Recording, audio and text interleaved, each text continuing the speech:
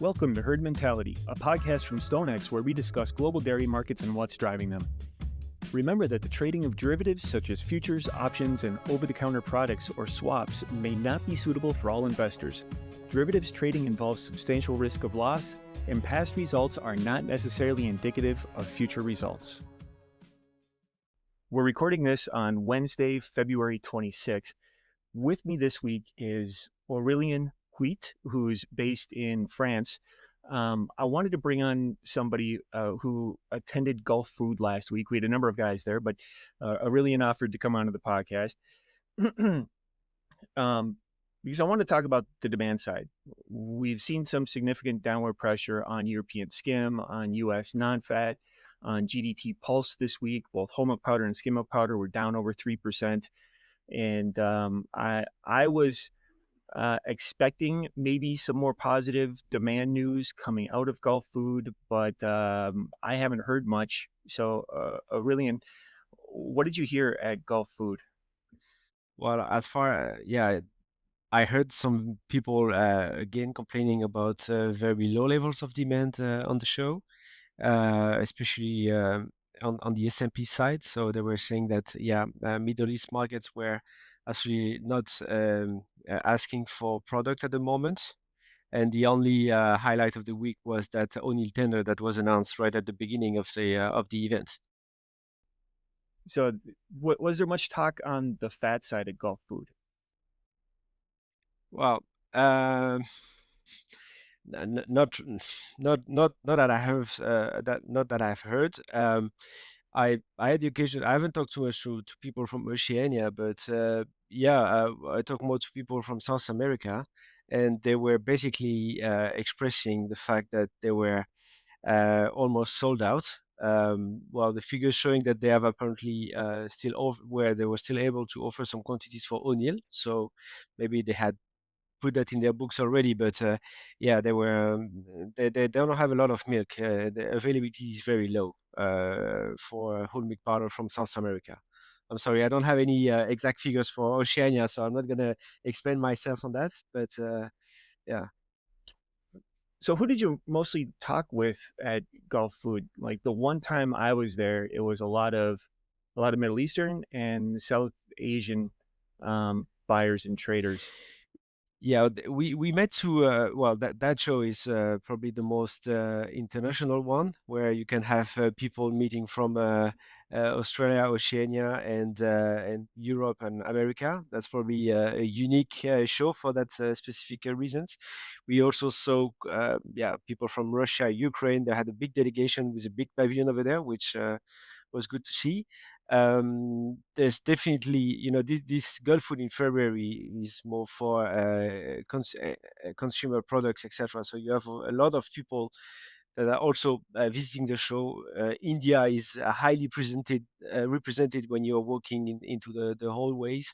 But yeah, we spoke to everyone from South America, the US, Europeans. It's very, very international, and the attendance, I haven't checked the figures, but it was probably very important because it was really, really packed. Interesting. So, yeah, it lines up with what I've heard.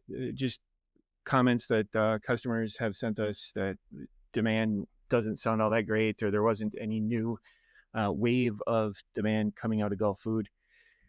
But you mentioned the O'Neill tender, and I I don't know. I should probably start tracking the results from those O'Neill tenders so I can kind of compare year over year and compare to previous events. Um, would you call the results supportive for prices or bearish for prices, or what do you make out of the tender results? I won't say that they are supportive or bearish. I think my impression is that people are expecting some onion tenders to come on a regular basis. So I don't know how much that is priced in the current price that we are seeing today. But yeah, probably that gave a bit of fresh air to some people to offer some product in the markets because if what I heard is correct, and what I've said previously, there were not a lot of demand from other regions. Um, But I also heard, if we talk more specifically on ONIL, that apparently there were no big pressure from ONIL to buy large quantities. Which, when I see the apparent result of what they purchased for this event, yeah, they bought decent quantities, in my opinion, for that last tender. Yeah, it is decent quantities, but if you look at like their imports for the fourth quarter, um, they weren't great. So you put it on a 12-month rolling basis, and it looks relatively smooth. So I don't think it's strong demand, but it seems consistent demand. And we should clarify for those who don't know, O'Neill, ONIL. It's a major buyer, government buyer from Algeria. Uh, yeah. So the demand side, I don't know, O'Neill, it was okay, but maybe um, regionally it didn't break down how some were expecting. Um, let's touch a little bit on the supply side because I talked to some folks in Europe this week, and uh, they implied that there's concerns about supply, and I think specifically supply in France and maybe Germany, with the weekly numbers continuing to run well below year ago levels. Um, what do you expect out of French milk production this year? Well, I think from what I heard from what I think are well-informed source, I think the milk production is structurally going to be lower. We're going to see what's going to happen with the milk flush, but I think the some cooperatives are paying very high prices. Probably a lot of conventional milk is paid above organic prices, and that still does not trigger more productions over France. And what we hear in general is more concerns about yeah, the long-term milk supply in France, but also short and medium term. So there's, in my yeah, it seems there's a structural issue with milk production in France. And there's less and less farmers. I heard the statistics, so uh, sorry if it's not fully correct, but we are in the right range. That 60 plus percent of the farmers in France are above 55 years old age. And I think it's also true in other countries in Europe. So that gives an idea of how complex the situation is in France. I would add to that that yeah, for younger generations, it might be difficult unless you are really passionate to put some of these large investments, initial investments, for some returns that may be considered as too low in terms of revenues for farmers. So that's at the moment the kind of things that I'm hearing when talking to people going to these kind of events. Yeah. Yeah, I'm always it's always interesting talking about some of the like the demographic issues in Europe. I don't remember the exact number for the US as well, but I believe the average age for a US dairy farmer uh, is roughly 55 years old. So we have very similar demographics, and we just got the official data on the number of licensed dairy farms in the US last year.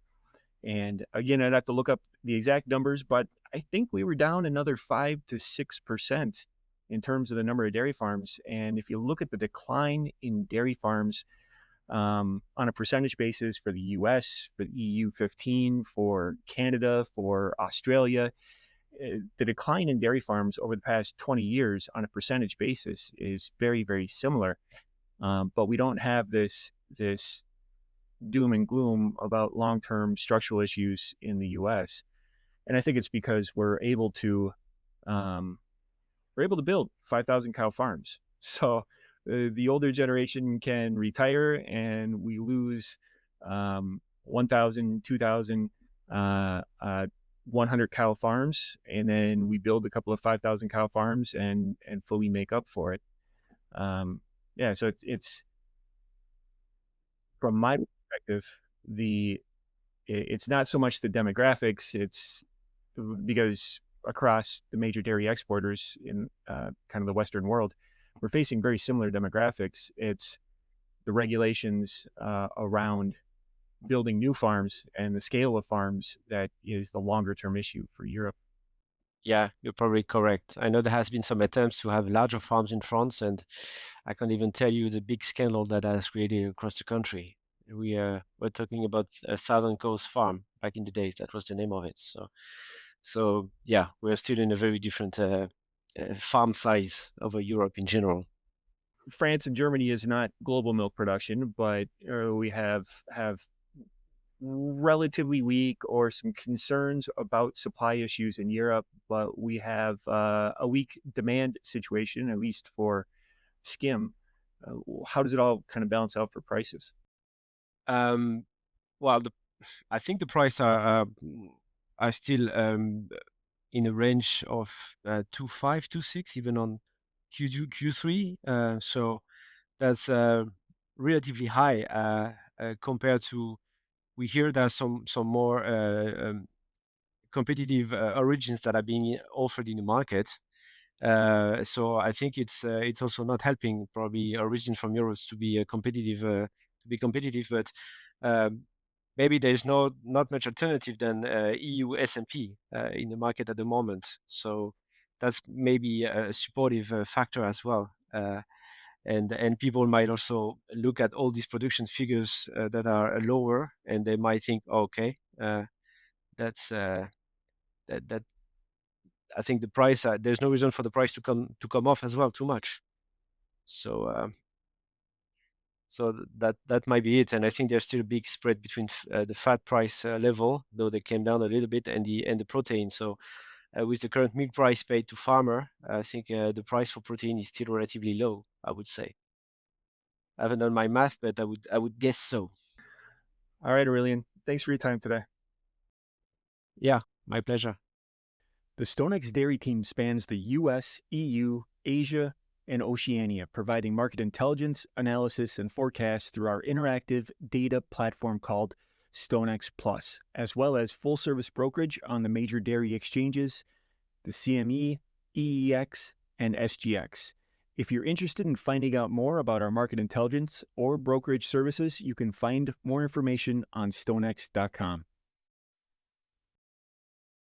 This communication is issued in the European Economic Area by StoneX Financial Europe SA, SFE by the SFE presenters noted. StoneX is the trade name used by StoneX Group Inc. and all its associated entities and subsidiaries. StoneX Group Inc. companies provide financial services worldwide through its subsidiaries, including physical commodities, securities, exchange traded and over-the-counter, under derivatives, risk management, global payments, and foreign exchange products in accordance with applicable law in the jurisdictions where services are provided. References to certain over-the-counter products or swaps are made on behalf of StoneX Markets, LLC SXM, a member of the National Futures Association NFA and provisionally registered with the U.S. Commodity Futures Trading Commission CFTC as a swap dealer. SXM products are designed only for individuals or firms who qualify under CFTC rules as an eligible contract participant ACPAT and who have been accepted as customers of SXM. Wealth management is offered through SA Stone Wealth Management Inc., member FINRA/SIPC, and SA Stone Investment Advisors Inc., and SEC Registered Investment Advisor, both wholly owned subsidiaries of StoneX Group Inc. StoneX Financial Limited SFL is registered in England and Wales, company No. 5,616,586. SFL is authorized and regulated by the Financial Conduct Authority registration number FRN 446,717 to provide to professional and eligible customers including arrangement, execution and, where required, clearing derivative transactions in exchange-traded futures and options. SFL is also authorized to engage in the arrangement and execution of transactions in certain OTC products, certain securities trading, precious metals trading and payment services to eligible customers. SFL is authorized regulated by the Financial Conduct Authority under the Payment Services Regulations 2017 for the provision of payment services. SFL is a Category 1 ring dealing member of the London Metal Exchange. In addition, SFL also engages in other physically delivered commodities business and other general business activities which are unregulated and not required to be authorized by the Financial Conduct Authority. StoneX Financial Europe SA, SFE is a securities trading firm registered in the Grand Duchy of Luxembourg under Company No. RC Lux B 10821. SFE is authorized by the Luxembourg Ministry of Finance and regulated by the Commission de Surveillance du Secteur Financier Registration No. P00000 to carry out, inter alia, the activities of investment advisor, portfolio manager, professional acting on own account, broker in financial instruments, and commission agent. StoneX Financial Pte Ltd Co. Reg. No. 2011305988R SFP is regulated by the Monetary Authority of Singapore and is a capital market service licensee for dealing in capital market products, an exempt financial advisor for advising on investment products and issuing or promulgating analyses/reports on investment products, and a major payment institution for cross-border money transfer service. StoneX Financial HK Limited C. No. BCQ 152 SHK is regulated by by the Hong Kong Securities and Futures Commission for dealing in futures contracts. StoneX Group Inc. acts as agent for SFL in New York with respect to its payment services business. StoneX Financial Thai Limited, SFA Akin, 141774727 holds an Australian financial service license and is regulated by the Australian Securities and Investments Commission AFSL 345646. StoneX Securities Co. Limited, SSJ Co. Reg. No 0104010471999 is regulated by the Japanese Financial Ser. ISIS Agency as a Type I Financial Instruments Business Operator Kanto Local Finance Bureau FIBO No. 291 is a member of the Financial Futures Association of Japan for dealing and broking FX and FX option transactions, and is a member of the Japan Securities Dealers Association for dealing and broking stock indices and option transactions. The information herein is not a recommendation to trade nor investment research or an offer to buy or sell any financial product. It does not take into account your particular investment objectives, financial situation, or needs and does not create a binding obligation on any of the StoneX Group Inc. of companies to enter into any transaction with you. You are advised to perform an independent investigation of any transaction to determine whether any transaction is suitable for you. This material should be construed as the solicitation of an account, order, and/or services provided by the FCM division of StoneX Financial Inc., SFI NFAID 0476094 or StoneX Markets LLC SXM NFAID 0449652 and represents the opinions and viewpoints of the individual authors or presenters and does not necessarily reflect the viewpoints of SFI or SXM. It does not constitute an individualized recommendation or take into account the particular trading objectives, financial situations, or needs of individual customers. Additionally, this material should not be construed as research material. The trading of derivatives such as futures, options, and over-the-counter OC products or swaps may not be suitable for all investors. Derivatives trading involves substantial risk of loss, and you should fully understand the risks prior to trading. Past results are not necessarily indicative of future results. All references to and discussion of OTC products or swaps are made solely on behalf of SXM. All references to futures and options on futures trading are made solely on behalf of SFI. SXM products are intended to be traded only by individuals or firms who qualify under CFTC rules as an eligible contract participant ACPA and who have been accepted as customers of SXM. SFI and SXM are not responsible for any redistribution of this material by third parties or any trading decisions taken by persons not intended to view this material. Information contained herein was obtained from sources believed to be reliable, but is not guaranteed as to its accuracy. Contact designated personnel from SFI or SXM for specific trading advice to meet your trading preferences. SFP may distribute analysis/report produced by its respective foreign affiliates within the StoneX Group of companies pursuant to an arrangement under Regulation 32C of the Financial Advisors Regulations. Recipients should contact SFP at 656-309-1000 for any matters arising from or in connection with this podcast. No part of this material may be copied or duplicated in any form by any means or redistributed without the prior written consent of StoneX Group Inc. The podcast herein is not directed to or intended for distribution to or use by any person or entity who is a citizen or resident of or located in any locality, state, country, or other jurisdiction where such distribution, publication, availability, or use would be contrary to law or regulation. Copyright 2024 StoneX Group Inc. All rights reserved.